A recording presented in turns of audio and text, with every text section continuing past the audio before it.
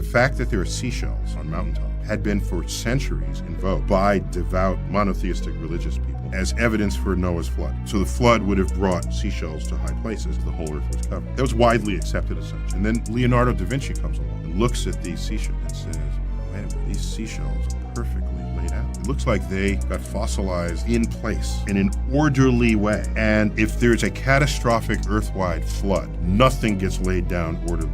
You'd expect broken shells, twisted, mixed with all manner of things. And so he used the fact that the shells were orderly, not broken, in their fossilized state, and at high altitude to suggest that maybe the land and the seas were at different elevations in Earth's history. And that was in the 1400s.